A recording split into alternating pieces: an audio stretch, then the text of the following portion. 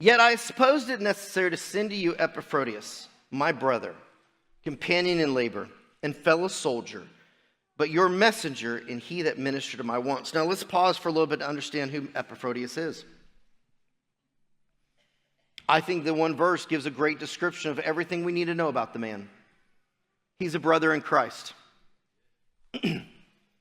Paul could have went period and said, nope, we could have just stopped there. He's a brother in Christ. That's all you need to know.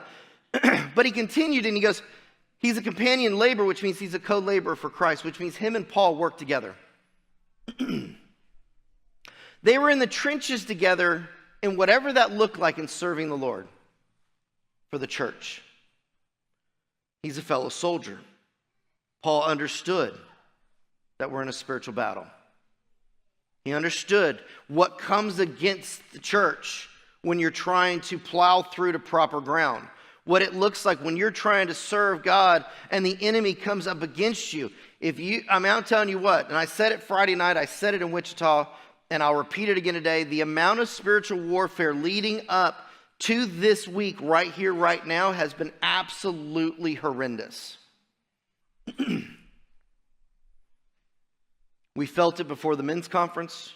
We felt it before Wichita. We're feeling it today.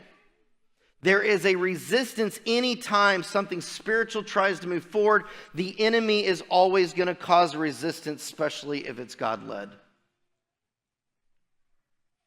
Paul says that Epaphroditus was a fellow soldier, which means he knew the battle.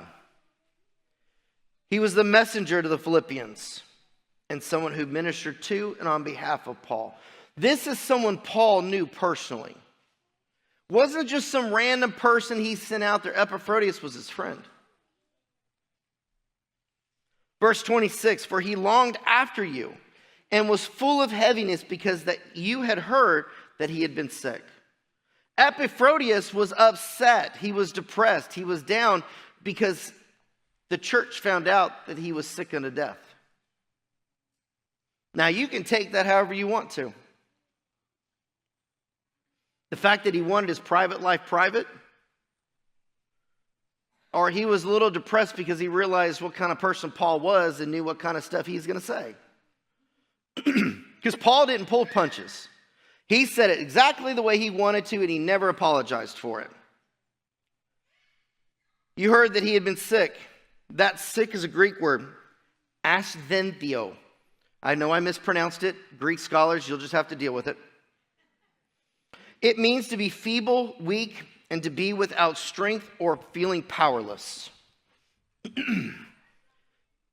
Anyone ever felt that way?